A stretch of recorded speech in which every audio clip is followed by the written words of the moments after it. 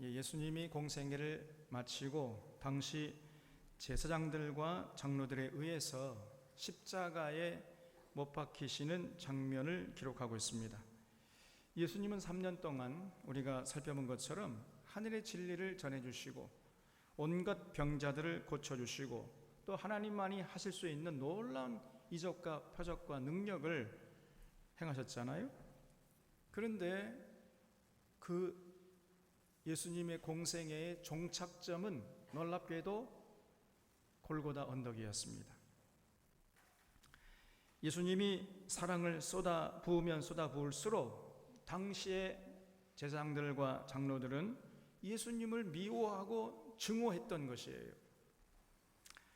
참 세상이 이런 것임을 예수님의 경우를 통해서 우리가 똑똑히 볼 수 있습니다. 오늘 1절을 보겠습니다. 새벽에 모든 대제사장과 백성의 장로들이 예수를 죽이려고 함께 의논하고 결박하여 끌고 가서 총독 빌라도에게 넘겨주니라 그랬어요. 여기 새벽이라는 단어를 우리가 주목해야 돼요. 그러니까 이 제사장들과 장로들은 목요일 밤에 그 겟세마네 동산에서 땀방울이 핏방울이도록 기도하시던 예수님을 체포했잖아요. 그리고 그 밤새도록 이리저리 끌고 다니면서 이제 신문을 하셨던 것입니다. 그러다가 이제 금요일 새벽에 이제 예수를 죽여야 되겠다 이렇게 결론을 내리고, 그리고 총독 빌라도에게 예수님을 끌고 가서 넘겨줬다는 거예요. 당시 유대는 로마의 식민지였기 때문에 제사장들과 장로들에게는 사형 집행권이 없었습니다. 그래서 로마 총독 빌라도에 가서 저 예수를 좀 죽여달라, 사형에 쳐달라, 그 십자가형을 좀 언도해달라고 이렇게 넘긴 거지요. 우리 여기서 주목해야 할 것은요, 이들의 열심이에요. 이들은 사실 머리도 좋은 사람 아니었습니까? 열심도 타의 추종을 불허할 정도로 열심이었어요. 밤잠을 안 잤잖아요. 새벽까지 그냥. 그런데 사실 헛똑똑이들이었습니다. 이들은요, 선을 행하는 데는 둔하고 악을 행하는 데는 밤낮을 가리지 않고 열심히 했어요. 잠도 안 잡니다. 그냥 악을 행하는 데는 새벽까지 그냥. 우리는 저 같으면 새벽에 졸려가지고, 근데 이 사람들은 새벽 잠도 안 자요. 얼마나 열심인지. 예수님을 십자가에 못 박는 그런 악한 짓을 위해서 새벽까지 잠도 안 자고 동분서주하는 이런 모습을 볼 수 있습니다. 근데 이 사람들뿐 아니라 오늘 이 시대에도 이런 사람들이 너무나 많아요. 우리들은 결코 이런 어리석은 삶을 살아서는 안 되겠습니다. 이런 자들을 반면교사로 삼아서 절대로 이런 어리석은 삶을 참 경계하는 우리 사론의 교우들이 다 되시기를 바랍니다. 그런데 이제 곁에서 그런 모습을 지켜보던 이 가룟 유다가요, 갑자기 돌변을 해버린 겁니다. 3절에 그때에 예수를 판 유다가 그의 정죄됨을 보고 스스로 뉘우치어 그 은 30을 대제사장들과 장로들에게 도로 갖다 주며 이르되 내가 무죄한 피를 팔고 죄를 범하였도다 하니 그랬죠. 갑자기 가룟 유다가 은 30을 도로 갖다 주면서 내가 죄 없는 예수를 그냥 파는 그런 죄를 범했다 이렇게 하니까요, 4절 하반절에 그들이 이르되 그것이 우리에게 무슨 상관이냐, 네가 당하라 이렇게 나오는 거예요. 여러분, 이것이요 어둠의 세력들의 본질입니다.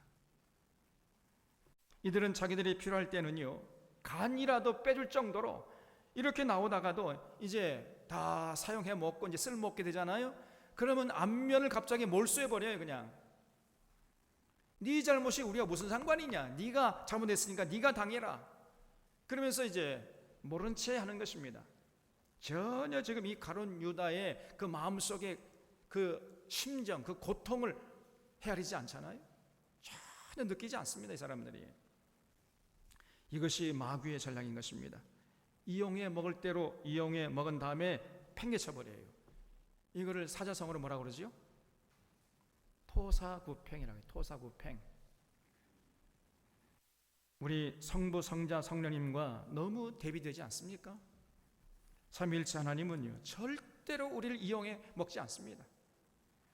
어떻게 하면 우리를 행복한 길로, 참 진리의 길로, 참 영생의 길로, 생명길로 인도할 것인가, 이걸 노심초사 애쓰시는데, 그런데 이 악령의 세력들은 정반대예요. 어떻게 하면 우리를 불행의 길로, 죽음의 길로 인도할까? 어떻게 하면은 그저 악한 일에 써먹다가 그냥 내팽개쳐 버릴까? 이걸 가지고 늘 고민하는 것입니다. 그래서 우리가 잘 구별할 수 있어야 됩니다, 여러분. 내게 그저 다가와가지고 극한의 친절 베풀다 해가 쏙 넘어가면 안 돼요. 조심하셔야 됩니다, 여러분. 결국 유다가 어떤 선택을 했습니까? 5절에 유다가 은을 성소에 던져 놓고 물러가서 스스로 목매어 죽은지라 그랬어요. 결국 유다는요 양심의 가책을 이기지 못해서 돌을 성소에다가 던져버리고 스스로 목매어 죽어버렸습니다. 얼마나 안타깝습니까, 여러분? 사실 따지고 보면은 베드로도 죄를 지었잖아요. 베드로도 죄를 지었고 가룟 유다도 죄를 지었는데 그들의 결과는 완전히 딴판이었어요. 베드로도 예수님 3번씩이나 부인하고 도망쳤잖아요. 그런데 베드로는 훗날 초대교회에 정말 존경받는 사도가 되었고, 가룟 유다는 스스로 목숨을 끊고 인생을 마감하는 이런 비참한 인생이 되고 말았습니다. 똑같이 하나님 앞에 죄를 범했는데 어찌해서 이런 차이가 났겠습니까? 그 차이는 죄를 범한 후에 그들의 행동이었어요. 행동의 차이인 것입니다. 죄를 범한 후에 베드로는 회개했고 가룟 유다는 회개하는 듯 했지만은 회개를 하지 않은 거예요. 유다는요 자신의 잘못을 인정하고 제사장들을 찾아가서 돈을 돌려주었지요. 그러나 제사장들이 받아주지 않자 그냥 그만 스스로 목숨을 끊고 말았습니다.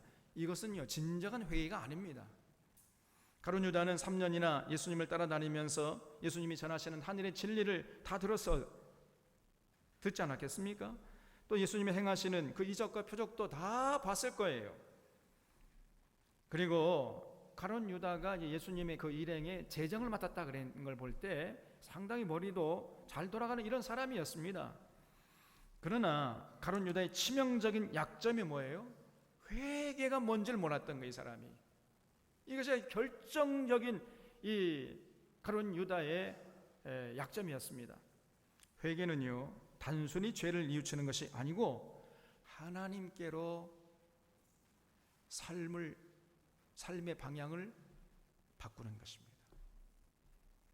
동쪽으로 가던 길을 바꿔서 서쪽으로 가는 거예요. 이것이 진정한 회개입니다, 여러분. 하나님 잘못했어요. 그리고 여전히 똑같은 삶을 살아간다면, 똑같은 방향으로 걸어간다면 그것은 전혀 회개한 게 아니에요. 그건 악어의 눈물일 뿐입니다, 여러분. 회개는 그런 것이 아닙니다.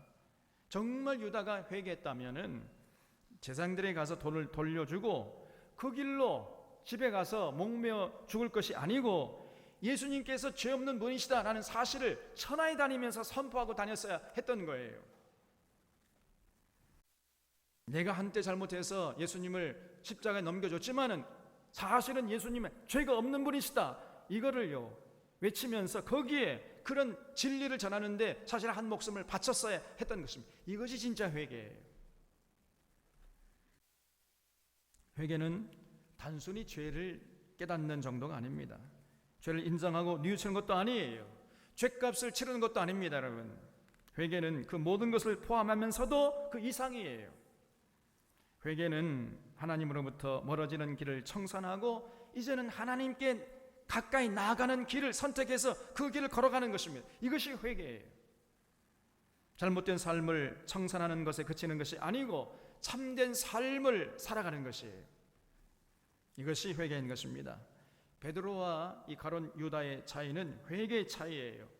베드로는 자신의 잘못을 참회하고 예수님을 믿으라고 전파하러 다니는 사람이 되었습니다.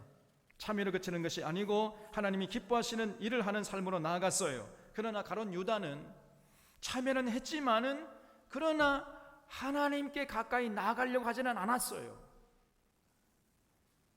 회개의 절반만 하고 말아버린 것입니다. 그리고 그러다 보니까 뭐 인생에 공허하고 고통스러우니까 그냥 스스로 목숨을 끊고 말았던 것입니다. 그래서 이 가룟 유다는요, 회개하지 않은 거예요. 베드로는 복된 인생이 되었고 유다는 비참한 인생이 된 것이, 그 차이가 뭐냐? 회개의 차이예요. 회개. 베드로는 진정한 회개를 했고 가룟 유다는 그저 회개하는 척 하다가 말아버린 것입니다. 여러분, 우리가 이 땅에 사는 동안에 무엇보다도 먼저 죄를 멀리해야 돼요. 조금이라도 악한 생각은 아예 우리 마음속에 들어오지 못하도록 스스로 심령 관리를 잘 해야 됩니다. 그래서 무엇이든지 늘 순수하게 맑은 정신으로 할 수 있도록 스스로 애를 써야 돼요. 양심이 괴롭거나 거리끼는 일이라면은 그건 절대로 하나님이 기뻐하시는 일이 아니기 때문에 이걸 우리가 용납해서는 안 됩니다. 그러나 우리가 살다 보면 육신이 약해가 넘을 때가 있잖아요. 그러나 일단 죄를 범했을 때 그것을 빨리 뉘우치고 거기서 그치는 것이 아니고 이제는 참된 일을 하는 거예요. 여기까지 나가야 되는 것입니다. 그러면요, 우리 하나님은 우리의 과거의 우리의 실수와 잘못을 눈꽃만큼도 생각하지 않으시는 분이신 줄로 믿으시기 바랍니다. 여러분, 에스겔서 18장 21절 이하에서 이렇게 하나님께서 에스겔을 통해서 말씀하셨습니다. 악인이 만일 그가 행한 모든 죄에서 돌이켜 떠나 내 모든 율례를 지키고 정의와 공의를 행하면, 그랬죠. 그러니까 진실로 회개하면, 한마디로 줄이면 이런 뜻이에요. 진실로 회개하면 반드시 살고 죽지 아니할 것이라. 그 범죄한 것이 하나도 기억함이 되지 아니하리니 그가 행한 공의로 살리라. 주 여호와의 말씀이니라. 내가 어찌 악인이 죽는 것을 조금인들 기뻐하리야. 그가 돌이켜 그 길에서 떠나 사는 것을 어찌 내가 기뻐하지 아니하겠느냐. 이렇게 말씀하셨습니다. 여러분, 악인이 돌이켜서 정의와 공의를 행하면, 다시 말해서 진실로 회개하면 그 과거에 그 악인이 저질렀던 그 모든 악한 행동, 악한 삶을요, 우리 하나님은 전혀 기억하지 않으신다는 것입니다. 그리고 그는 지금 그가 하는 그 공의와 정의의 일로 살게 될 것이다 그랬어요. 반대의 경우도 마찬가지입니다. 그래서 만일 의인이 돌이켜 그 공의에서 떠나 범죄하고 악인이 행하는 모든 가증한 일대로 행하면 살겠느냐? 그가 행한 공의로운 일은 하나도 기억함이 되지 아니하리니 그가 그 범한 허물과 그 지은 죄로 죽으리라 그랬어요. 과거에 아무리 하나님 나라를 위해서 뭐가 큰 일을 하고 큰 업적을 남겼다 할지라도 now and here, 지금 여기에서 그 삶이 변질되어 가지고 하나님의 뜻을 저버리고 그래서 살아간다면 그 사람이 과거에 하나님을 위해서 헌신했던 그 모든 것을 하나님이 하나도 기억하지 않는다 그랬어요. 여러분, 하나님에게 중요한 것은 과거가 아니고 언제나 현재예요. 현재, now and here, 지금 여기서 네가 어떻게 살고 있느냐, 이것만이 하나님에게 중요하다는 것입니다. 그래서 그 결론적으로 에스겔서 18장 26절에서 이렇게 말씀하고 있습니다. 만일 의인이 그 공의를 떠나 죄악을 행하고 그로 말미암아 죽으면 그 행한 죄악으로 말미암아 죽는 것이요, 만일 악인이 그 행한 악을 떠나 정의와 공의를 행하면 그 영혼을 보전하리라 그랬어요. 우리가 믿는 여호와 하나님은요, 언제나 현재만 중요해요. 아니, 우리 하나님에게는요 언제나 현재만 있어요. 현재. 우리 하나님은요 과거도 없으시고요 미래도 없으신 분입니다. 오직 현재만 있으신 분이에요. 왜냐하면 우리 하나님은 시공을 초월하신 고차원적인 존재이시기 때문에 영원 전부터 영원 후까지 동시에 존재하시는 하나님이세요. 여러분, 이게 잘 이해가 안 되죠? 영원 전부터 영원 후까지 동시에 존재하시는 하나님, 어떻게 이것이 가능하겠습니까? 그러나 그것이 하나님이시기 때문에 가능하지요. 하나님의 존재 양식은 바로 그런 것입니다. 그러므로 하나님에게는요 언제나 현재만 있는, 현재만, 과거는 없어요. 그래서 과거에 한 일 중요하지 않습니다.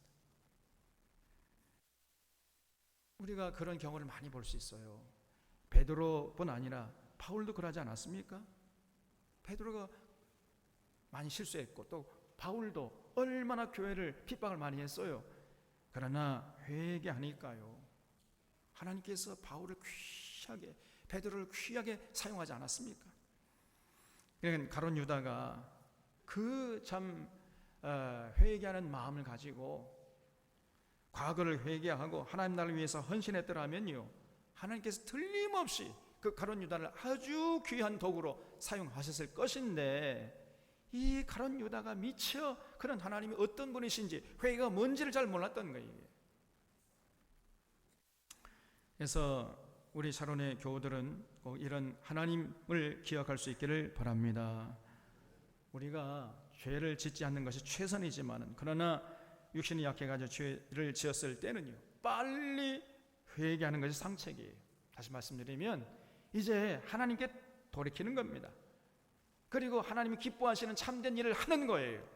그러면 우리 하나님이 과거는 전혀 생각지 않으시고 우리를 더욱더 귀하게 하나님의 도구로 사용하실 줄로 믿으시기 바랍니다. 여러분, 6절 말씀에 대제사장들이 그 은을 거두며 이르되 이것은 핏값이라 성전고에 넣어둠이 옳지 않다 하고 의논한 후 이것으로 토기장이의 밭을 사서 나그네의 묘제를 삼았으니 그러므로 오늘날까지 그 밭을 피밭이라 일컫느니라 그랬죠. 이런 행동을 통해서 이 제사장들이 스스로 자신들이 무지한 예수님의 피를 흘게 했음을 인정한 꼴이나 마찬가지잖아요. 그래서 이 제사장들이 서로 의논한 거예요. 그 더러운 돈, 그 무지한 예수님의 피를 흘게 했던 그 더러운 돈을 성소에 놔두는 것이 옳지 않다 해가지고 그저 토기장이에게 밭을 사가지고 나그네들의 무덤을 삼았다는 것입니다. 9절 말씀에 이에 선지자 예레미야를 통하여 하신 말씀이 이루어졌나니 이르시되 그들이 그 가격 매겨진 자 곧 이스라엘 자손 중에서 가격 매긴 자의 가격 곧 은 30을 가지고 토기장의 밭값으로 주었으니 이는 주께서 내게 명하신 바와 같으니라 하였더라. 근데 여기 이에 선지자 예레미야를 통하여 이렇게 되어 있죠. 사실은 이게 예레미야서에 기록된 것이 아니고 스가랴서에 기록되어 있는 말씀이에요. 마태가 조금 착각했던 모양입니다. 그래서 스가랴서 11장 13절에 기록되어 있는 말씀을 마태가 예레미야서에서 인용했다고 이렇게 잘못 밝히고 있어요. 이게 어찌된 일인지 나중에 후대 사람들이 스가랴 마태는 제대로 썼는데 후대 사람들이 잘못 이것을 또 바꿨는지 어쨌든 이게 조금 좀 여기에 오류가 있습니다. 이에 선지자 예레미야가 아니고 이에 선지자 스가랴를 통하여 이렇게 됐어야 했던 거예요. 11절 보겠습니다. 예수께서 총독 앞에 섰음에 총독이 물어 이르되 네가 유대인 왕이냐? 예수께서 대답하시되 내 말이 옳도다 하시고 그랬죠. 예수님이 빌라도 총독 앞에서 이제 신문을 받으셨는데 빌라도가 네가 유대인의 왕이냐? 그러니까 예수님이 분명한 어조로 그래 내가 왕이다 네 말이 옳도다 이렇게 인정했어요. 그리고요 그 다음부터는 아무 말씀도 하지 않으셨습니다. 12절에 대제사장들과 장로들에게 고발을 당하되 아무 대답도 아니 하시는지라. 이에 빌라도가 이르되 저희가 너를 쳐서 얼마나 많은 것으로 증언하는지 듣지 못하느냐 하되 한마디도 대답하지 아니하시니 총독이 크게 놀라워하더라 그랬죠. 당시 제사장들과 장로들이요 예수님이 네 말이 옳도다 그러니까 쳐 죽일 놈 저 남자가 이러면서 그냥 여러 가지로 고발을 하는데 예수님은요 그런 모습을 보시면서도 단 한마디도 자신을 위해서 변호하지 않으셨다는 겁니다. 잠잠히 이렇게 지켜보고만 계셨어요. 웬만한 이 죄수들은요 그런 억울한 꼴을 당하면요 울고 불고 그냥 난리법석을 떨잖아요. 자신의 억울함을 변호하잖아요. 근데 예수님은 한마디도 안 하지 않았습니다. 그러니까 이 빌라도가 참 희한한 사람 다 보겠네 하면 깜짝 놀랐다는 것입니다. 보통 죄수 같으면 길길이 날뛰면서 자신의 억울함을 항변하는 법인데 그런 모습을 많이 빌라도가 봤는데 예수님은 전혀 그러지 않거든요. 그러니까 깜짝 놀란 거예요. 그럼 왜 예수님이 그러셨을까요? 왜 제사장들과 장로들이 그냥 길길이 날뛰며 저 쳐 죽일 놈 그러면서 예수님을 고발했겠습니까? 그런데 왜 예수님이 가만히 계셨어요? 그것은 당시의 제사장들과 장로들이 이미 돌이킬 수 없는 강을 건넌 사람들임을 예수님은 너무나 잘 알고 계셨기 때문입니다. 그래서 그들은요, 이미 양심에 화인 맞은 사람들이었어요. 이성이 마비된 자들이었습니다. 마귀의 자식들이었어요. 그래서 그런 자들에게 아무리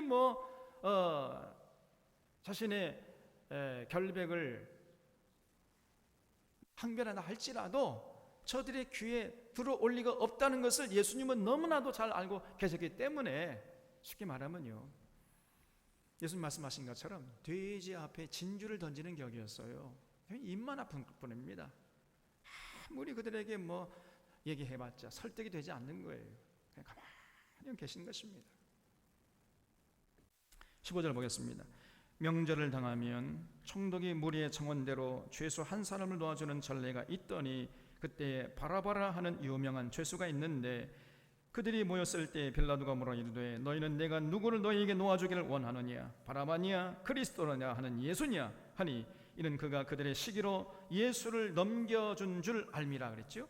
거기 그가 그들의 시기로 예수를 넘겨준 줄 알미러라 줄쳐 보시기 바랍니다. 그러니까 이게 무슨 말이냐면요, 빌라도가 생각했다는 거예요. 이 제사장들과 장로들 몇 사람만 예수님을 미워하지, 예수님을 잡아 죽이려고 하지, 대부분의 군중들은 그렇지 않는 거야. 그들의 시기로 예수님을 넘겨준 것일 뿐이야, 이렇게 생각한 거예요. 그래서 이 바라바라 가는 그 흉악한 이 범죄자를 내세워가지고 이 바라바냐 예수냐 둘 중에 하나 선택하라 하면은 대부분의 사람들이 그 흉악한 바라바를 놓아줄 턱이 없겠지, 이렇게 생각한 겁니다. 그리고 좋은 일 많이 하신, 병자를 고쳐주시고 하늘의 진리를 가르쳐주시고 수많은 이적과 능력을 행하시면서 굉장한 능력을 보여주신 그 예수님을 놔주라고 하겠지라고 이 빌라도가 생각한 겁니다. 이 빌라도의 순진한 생각이었던 거예요. 게다가 재판을 진행할 때 빌라도의 아내가 사람을 보내가지고 예수님 죄가 없으니까 그 예수님을 풀어주라고 건의를 했다는 겁니다. 19절에 총독이 재판석에 앉았을 때 그의 아내가 사람을 보내 이르되 저 옳은 사람에게 아무 상관도 하지 마옵소서, 오늘 꿈에 내가 그 사람으로 인하여 애를 많이 태웠나이다 하더라 그랬어요. 이 빌라도의 아내가요, 참 그 지혜로운 여인 같고요, 아주 양심적인 여인 같습니다. 보나마나 아름다운 여인 같지요? 우리 천국에 가면 한번 만나봤으면 좋겠어요. 이 빌라도의 아내가 누군지. 그러니까 이런 그 빌라도의 아내의 편지를 이제 이 빌라도가 읽었다는 걸 볼 때 빌라도가요, 예수님이 죄가 없다는 것을 익히 알고 계셨던 것입니다. 그래서 어찌해서든지가 예수님을 풀어주려고 노력을 많이 했어요. 그래서 바라바라고 하는 흉악범을 내세웠던 겁니다. 그러면은 예수는 풀어주고 저 바라바를 십자가에 못 박으라 이렇게 하겠지라고 기대를 했던 거예요. 그런데 웬걸, 놀랍게도 군중들의 선택은 예수님이 아니고 누구요? 바라바를 했던 거예요. 바라바를 놔주고 예수를 십자가에 못 박으시오, 이렇게 외쳐대는 것입니다. 20절에 대제사장들과 장로들이 무리를 권하여 바라바를 달라 하게 하고 예수를 죽이자 하게 하였더니 총독이 대답하여 이르되 둘 중에 너희는 누구를 너희에게 놓아주기를 원하느냐, 이르되 바라바로소이다. 빌라도가 이르되 그러면 그리스도라 하는 예수를 내가 어떻게 하랴. 그들이 다 이르되 십자가에 못 박혀야 하겠나이다, 이렇게 외쳤어요. 그러니까 이 어리석은 군중들이 당시 제사장들과 장로들에게 선동을 받아가지고 이 무지한 이 군중들이 놀아났던 것입니다. 그래서 전혀 예상 외로 예수님이 아니라 바라바를 놓아주라고 외쳤던 거예요. 빌라도가 도대체 이 사람이 무슨 죄를 지었다고 하느냐, 내가 볼 때 아무런 죄도 짓지 않았는데, 그러니까 군중들이 더 크게 저 예수를 십자가에 못 박으시오, 예수를 십자가에 못 박으시오, 이렇게 외쳐대는 거예요. 증오의 이빨을 들이대면서. 그러니까 빌라도가 덜컥 겁이 난 겁니다. 23절에 빌라도가 이르되 어찌 믿냐, 무슨 악한 일을 했느냐. 그리 더욱 소리질러 이르되 십자가에 못 박혀야 하겠나이다 하는지라. 얼마나 무지한 자들입니까 여러분. 지금 이 군중들은요, 자기들이 무슨 말을 하고 있는지조차 모르면서 예수를 십자가에 못 박으라 했던 거예요. 그 제사장들과 장로들에게 사주를 받고 그들의 이 거짓된 가르침에 휘둘리고 있는 것입니다. 그래서 예나 지금이나 이 군중 심리라는 게 있어요. 여기 많은 사람들이 의외로 자기가 똑똑하다 하는 이런 사람들마저도 이런 군중 심리에 넘어가가지고 휘둘리고 있는 것입니다. 그래서 정말 조심해야 돼요, 여러분. 풍문으로 듣고 누구의 말을 듣고 우리의 생각과 행동을 결정하는 것처럼 어리석은 일이 없는 것입니다. 여러분, 우리가 직접 눈으로 목격하고 실제적으로 직접 찾아가서 현장까지 확인한 다음에 그 다음에 우리의 생각과 행동을 결정해도 늦지 않는 거예요. 이런 신중한 태도를 잃지 않는 우리 서론의 교우들이 되시기를 바랍니다. 요즘 우리나라가 시끄럽잖아요. 특히 지금 언론들이 그 어느 정치인을 하이에나처럼 달려들어가 무자비하게 공격하고 있습니다. 그 사람의 말을 듣기도 전에 그냥 이 사람이 이런 사람이다라고 완전히 그렇게 결정해놓고는 공격해대고 있어요. 여기에 우리가 놀아나면 안 됩니다. 이럴수록 우리는 정신을 똑바로 차리고 지켜봐야 돼요. 그 사람 말도 들어보고 이 사람 얘기했으면 지금 이렇게 언론들이 공격하고 있는데 이 사람 말도 들어본 다음에 우리가 객관적으로 종합적으로 판단한 다음에 우리의 입장을 결정해도 늦지 않는 것입니다. 근데 한쪽만 말을 들었고 그냥 죽일 놈 살릴 놈 이러면서 어리석은 자예요. 여러분, 우리가 한번 그런 적 있지 않아요? 과거에 그 노무현 대통령 정말 올곧은 사람이었는데 언론들이 달려 들어가가지고 그냥 그 하이에나처럼 물고 뜯고 그러지 않았습니까, 여러분? 그런 경험이 있으면 이제라도 좀 정신을 차려야 되는데 여전히 휘둘리고 있는 것입니다, 여러분. 제가 보니까요, 그 조국이라는 사람 그렇게 나쁜 사람 아닙니다, 여러분.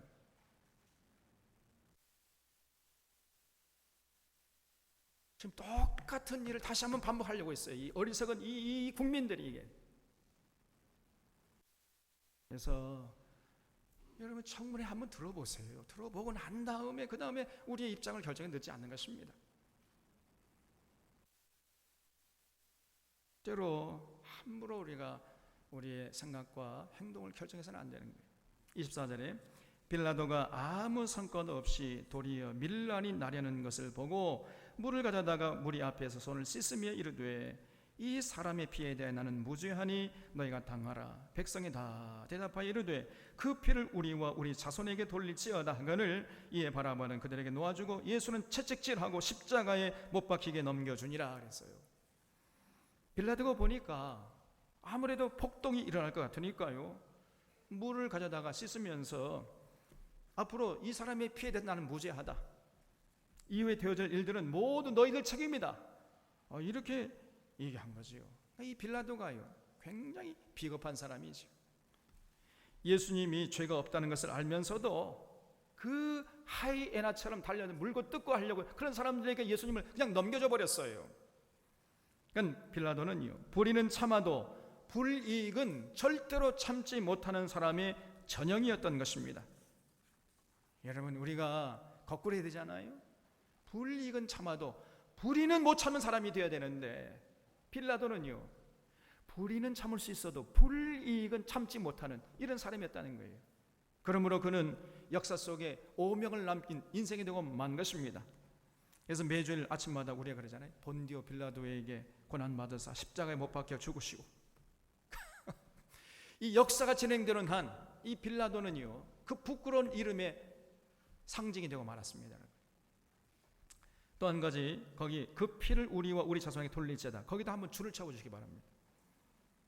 빌라도가 나는 이 사람의 피에 대해서 무죄하다고 하니까 군중들이요, 그 예수의 피를 우리와 우리 자녀들에게 돌려주시오 이렇게 외쳤어요. 여러분, 이 말이 얼마나 무서운 말인지도 모르고 무지하면 용감하다고 말이, 이 어리석은 것들이 지금 스스로 자신의 삶 지옥의 불을 떼고 있습니다. 여러분 함부로 입을 놀리면 곤란해요. 말이 씨가 되는 것입니다. 그래서 결과 이 유대인들은요, 그 후부터 가는 곳마다 메시아를 죽인 후손들이라는 이런 불명예를 떠안고 그때부터 지금까지 그 2000년 동안이나 유대인들이 간 곳마다 핍박을 당한 이런 불행한 역사를 기록하고 만 것입니다. 정말 자기들이 했잖아요. 그 예수의 피를 우리 자손들에게 돌리소서. 실제 그대로 되어버린 겁니다, 여러분. 그래서 어쨌든 이렇게 해서 예수님은 타락한 종교 지도자들과 무지한 군중들과 비겁한 빌라도의 합작품으로 결국 십자가에 못 박히게 되셨던 것입니다. 27절에 이에 총독의 군병들이 예수를 데리고 관장 안으로 들어가서 온 군대를 그에게 모으고 그 옷을 벗기고 홍포를 입히며 가루시 면류관을 엮어 그 머리에 씌우고 갈대를 그 오른손에 들리고 그 앞에서 무릎을 꿇고 희롱하여 이르되 유대인의 왕이여 평안할지어다 하며 그에게 침 뱉고 갈대를 빼앗아 그의 머리를 치더라. 희롱을 다한 홍포를 벗기고 도로 그 옷을 입혀 십자가에 못 박으려고 끌고 나가니라 그러죠. 이 무지막지한 이 로마 군병들 좀 보세요. 이들이요 예수님의 옷을 벗기고 머리에 가시관을 씌웠습니다. 그리고 희롱하면서 예수님의 얼굴에 침을 뱉어갔습니다. 그리고 머리를 쳐요. 그냥 니까짓 게 그리스도냐 왕이냐 그러면서. 그리고 예수님을 십자가에 못 박으려고 골고다 언덕으로 끌고 갔던 것입니다. 32절에 나가다가 시몬이란 구레네 사람을 만나며 그에게 예수의 십자가를 억지로 지워가게 하였더라 그랬죠. 예수님이요 힘이 없으니까 가다가 그냥 자꾸만 쓰러지는 거예요. 십자가는 무겁지 힘은 없지. 왜 그랬겠습니까 여러분? 공생의 3년 동안 밤낮을 가리지 않고 혼신의 힘을 다해서 사역하시다 보니까 예수님께서 지칠 대로 지치셨던 것입니다. 그래서 그 십자가를 끌고 갈 힘조차 남아있지 않은 그런 상태였던 것이에요. 지금도 예루살렘에 가면은 그 예수님께서 걸어가셨던 그 길, 그 십자가 길이라고 이렇게 되어 있어요. 비아 돌로로사. 그 비아 돌로로사에 가보면요 예수님이 가시다가 쓰러졌던 그 곳을 몇 군데 이렇게 표시해놨습니다. 굉장히 많아요. 이게 조금 가다 쓰러지고 조금 가다 쓰러져 하니까 로마 군병이 안 되겠다. 그러니까 옆을 보니까요 시몬이라는 구레네 사람이 지나가거든요. 너 일로 와, 너 일로 와. 너 예수 대신에 네가 십자가를 져. 네가 지고 가. 알간 모르간. 그 예수님의 십자가를 시몬에게 지어줬다는 거예요. 그러니까 여러분 시몬이 말이에요. 그 십자가를 질 때에 어떻게 생각했겠습니까? 내가 괜히 옆에 있다가 재수없게 걸리네 젠장 이렇게 생각하지 않았겠어요? 그러나 결국은요 이 시몬은 부지 중에 예수님의 십자가의 사역에 동참하는 정말 복되고 복된 사람이 되지 않았습니까? 하나님의 구원의 섭리에 동참하는 자가 되고 말았어요. 우리들도 구레네 시몬처럼 때로 억지로 짊어져야 하는 십자가가 있을 수 있습니다.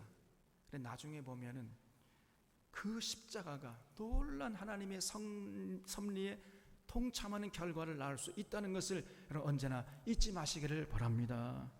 그래서 우리가 언제 어디 있든 간에 억지로라도 십자가를 질 때는요 억지로 마지못해 지지 말고 기쁨으로 감사함으로 질 줄 아는 이런 성숙한 성도들 될 수 있기를 주님의 이름으로 부탁을 드립니다. 여러분 33절에 골고다 즉 해골의 곳이라는 곳에 이르러 쓸개탄 포도주를 예수께 주어 마시게 하려 하였더니 예수께서 맛보시고 마시고자 아니하시더라. 쓸개탄 포도주가 당시 어떤 진통 효과가 있었던 것 같아요. 그래서 그 예수님의 십자가의 고통을 조금이라도 덜어주려고 이렇게 했더니 예수님께서 그것을 마시려고 하지 않았다는 거예요. 35절에 그들이 예수를 십자가에 못 박은 후에 그 옷을 제비 뽑아 나누고 거기에 앉아 지키더라. 그 머리 위에 이는 유대인의 왕 예수라 쓴 죄패를 붙였더라 그랬어요. 그 예수님의 죄목이 뭐냐? 유대인의 왕이라는 것이에요. 유대인의 왕. 그러니까 예수님에게 어떤 다른 죄목을 찾아봐도 찾을 길이 없으니까 할 수 없이 유대인의 왕이라는 죄패를 붙였던 것입니다. 여러분. 놀랍게도요 이 죄패가 예수님의 정체를 온 만천에 선포해주는 그런 결정적인 증거가 되고 말았어요. 로마 군병들이 예수님이 진짜 왕이라 그런 의미로 쓴 것 같지는 않은데 결과적으로는 예수님이 진짜 유대인의 왕이라는 것을 선포하고 말았던 것입니다. 그래서 마태복음이 전하고자 했던, 마태가 전하였던 예수께서 왕이시다, 그리스도가 되신다 하는 것을 로마 군병들이 부지중에 이렇게 선포하고 말았던 거예요. 놀라운 일이 아닐 수가 없습니다, 여러분. 38절에 이때 예수와 함께 강도들이 십자가에 못 박히니 하나는 우편에 하나는 좌편에 있더라 그랬죠. 그래서 누가복음에 보면 한편 강도가 주님 나를 기억하옵소서 이런 말을 했다고 기록하고 있는데 마태복음에는 그런 말이 없어요. 그러니까 누가복음은 누가는 자세하게 쓰고 마태는 아주 간단하게 썼다는 것을 알 수 있잖아요. 39절에 지나가는 자들은 자기 머리를 흔들며 예수를 모욕하여 이르되 성전을 헐고 사흘에 짓는 자여 네가 만일 하나님의 아들이거든 자기를 구원하고 십자가에서 내려오라 이러면서 조롱했습니다. 아무런 죄도 없으신 예수님이 그 십자가의 모진 고통을 당하고 있는데 지나가는 자들은요 고통스러워하시는 예수님을 보면서 낄낄댔다는 거예요. 그냥 머리를 흔들며 네가 하나님 아들 너 먼저 구원해라 이 사기꾼아 그러면서 조롱을 해요. 원래 인간이라는 것이 고통스러워하는 이웃을 보면요 측은지심이 발동하는 법인데 아니 예수님이 자기들에게 도대체 무슨 그런 악한 짓을 했다고 이 사람들이 이렇게 예수님을 증오하면서 조롱하는 것입니까? 아니 예수님이 자기들한테 뭘 잘못하는 거예요 도대체가? 이런 모습을 보면요 이 사람들이 귀신 들린 자가 아니라면은 도대체가 할 수 없는 짓을 하고 있는 것입니다. 41절에 그와 같이 대제사장들도 서기관들과 장로들과 함께 희롱하여 이르되 그가 남은 구원했으되 자기는 구원할 수 없도다. 그가 이스라엘 왕이로다. 지금 십자가에서 내려올지어다. 그리하면 우리가 믿겠노라. 이러면서 또 조롱을 합니다. 그가 하나님을 신뢰하니 하나님이 원하시면 이제 그를 구원하실지라. 그의 말이 나는 하나님의 아들이라 하였도다 하며 함께 십자가에 못 박힌 강도들도 이와 같이 욕하더라 그랬죠. 당시 지도층들은요 정말 양심이 마비된 사람들이었습니다. 이 사람들은요 마귀의 이미 쫄개들입니다. 이런 자들이 죄 없는 예수님에게 온갖 조롱과 핍박을 퍼부었던 거예요. 그러니까 이런 자들을 바라보시는 예수님의 심정이 어떠했겠습니까 여러분? 자기들을 위해서 십자가에서 죽으시는 예수님에게 감사하기는커녕 오히려 증오의 이빨을 들이대는 이 사악한 무리들, 그런가 하면은 그런 사악한 지도자들에게 또 놀아나는 그 당시에 어리석은 이 군중들을 바라보시는 예수님의 심정이 어떠했겠습니까 여러분? 자신들을 위해서 십자가에서 죽으시는데도 불구하고 그렇게 혼신임을 다해 사랑을 쏟아부으시는 예수님 앞에서 낄낄거리면서 머리 흔들면서 조롱하시는 이런 군중을 바라보시는 그 예수님의 심정이 어떠했겠냐 그 말입니다 여러분. 그런데 예수님은 묵묵히 그저 십자가의 길을 걸어가셨던 것입니다. 그런 사람을 다 품에 안고 45절에 제6시로부터 온 땅에 어둠이 임하여 제9시까지 계속되더니 그랬죠. 여기 제6시면 우리 시간으로 12시 정오입니다. 그리고 제9시는 오후 3시죠.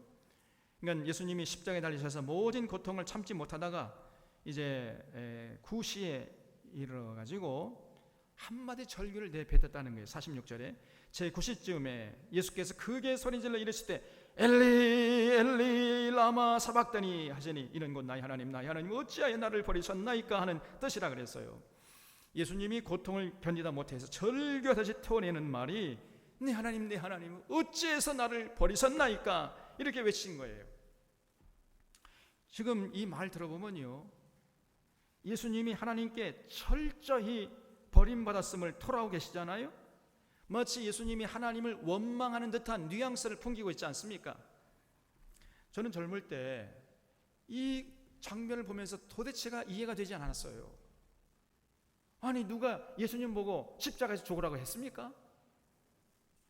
예수님 본인 자신이 스스로 십자가에 달리시려고 자처한 거 아닙니까? 누가 예수님에게 십자가 지라고 그렇게 강권한 사람이 있냐 그 말이에요. 아무도 없잖아요. 얼마든지 예수님 마음만 먹으면요 그 십자가에 달리지 않을 수도 있었어요. 그런데 그 모든 가능성을 다 차단하고 예수님 스스로가 십자가에 달리신 거 아닙니까? 그런데 왜 어째서 돌아가시 직전에 하나님을 원망하고 돌아가셨냐 그 말이에요. 도대체가 이게 이해가 되지 않은 겁니다. 그런데 나중에 좀 더 깊이 생각해 보니까 제 생각이 짧았던 거예요. 예수님께서 이렇게 말씀하셨다는 것은 무엇을 의미하겠습니까? 그만큼 예수님이 당하셨던 고통이 컸다는 것이고, 그만큼 예수님이 하나님에게 철저히 버림받았다는 것을 의미하는 거 아니겠습니까? 여러분, 예수님이 우리들이 당해야 하는 그 죄값으로 이렇게 하나님에게 철저하게 버림받고 외면당하면서 고통을 당하신 거예요. 그리고 또 한 가지 우리가 기억해야 할 것은 예수님께서 하신 그 말씀, 엘리 엘리 라마 사박다니, 그 말씀은 예수님이 십자가에서 그 즉석에서 생각해낸 말씀이 아니라는 거예요. 원래 이 말씀은 시편 22편 1절에 기록되어 있는 말씀입니다. 시편 22편 1절에는 다윗이 이렇게 시를 써놓은 거예요. 거기에 1절에 그렇게 나와, 엘리 엘리 라마 사박다니. 그리고 그 예수님 당시에 이 시편은 어떤 역할을 했냐면요, 찬송가 역할을 한 거예요. 찬송가. 예수님 당시에 유대인들이 하나님께 제사 예배 드릴 때 쓰던 찬송가가 바로 시편이었던 거예요. 그렇기 때문에 예수님이 십자가에서 엘리 엘리 라마 사박다니, 시편 22편 1절을 읊조린 것은 하나님을 원망하고 돌아가신 것이 아니고, 하나님께 버림받고 폐부를 찔러 들어오는 그 육신의 고통을 그 찬송하며 시편 22편 1편을 읊조리면서 믿음으로 승화시키셨던 것이에요. 완전히 말이 다르잖아요. 그러므로 예수님의 십자가에는 인간을 사랑하시되 끝까지 사랑하신 그 예수님의 사랑이 절절히 배어 있는 것입니다. 이런 사랑의 예수님을 당시 사람들은 조롱하고 핍박했던 거예요. 47절에 거기 섰던 자 중 어떤 이들이 듣고 이르되 이 사람이 엘리야를 부른다 하고 그 중에 한 사람이 곧 달려가서 해면을 가져다가 신 포도주에 적시어 갈대에 꿰어 마시게 하거늘 그 남은 사람들이 이르되 가만두어라, 엘리야가 와서 그를 구원하나 보자 하더라. 예수께서 다시 크게 소리 지르시고 영원히 떠나시니라 그랬죠. 그러니까 예수님께서 오전 9시경에 십자가에 못 박히셔서 오후 3시경에 운명하신 것입니다. 그러니까 약 6시간 만에 돌아가신 거예요. 근데 사실 십자가에 달리면은요, 웬만한 성인들은 그렇게 빨리 죽지 않습니다. 보통 하루, 건장한 성인들은요, 이틀, 사흘 가는 사람도 있어요. 그러니까 예수님이 6시간 만에 돌아가셨다는 것은 굉장히 빨리, 아주 의외였던 것이에요. 그러면 왜 예수님이 6시간 만에 그렇게 빨리 돌아가셨을까요? 무엇을 말하냐 하면요, 그만큼 예수님의 공생애가 처절했다는 증거입니다. 예수님 공생애 3년 동안 몸을 돌보시지 않으시고 찾아오는 병자들을 다 일일이 고쳐주시고 가는 곳마다 하늘의 진리를 전하시느라고 그저 피골이 상접했던 거예요. 온몸이 소약해지셨던 것입니다. 다시 말씀드리면 하나님의 뜻을 이루기 위해서 그야말로 예수님의 모든 것을 쏟아 부으셨던 것이에요. 이런 예수님을 당시 사람들이 몰라줬던 것이죠.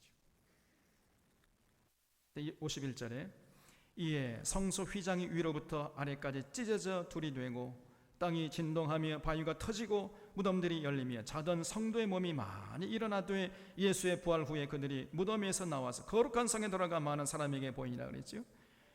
이 구절은요, 난제 중에 난제입니다. 예수님이 십자가에서 돌아가시자마자 무덤이 열렸다는 거예요.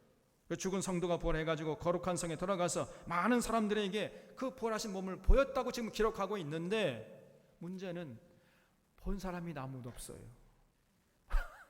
봤다는 사람이 아무도 없어요. 이제 다른 복음서에 보면요, 전혀 이 기록이 안 나옵니다. 마태복음만 나오는데 이 도대체 이거 어떻게 해석할 도리가 없어요.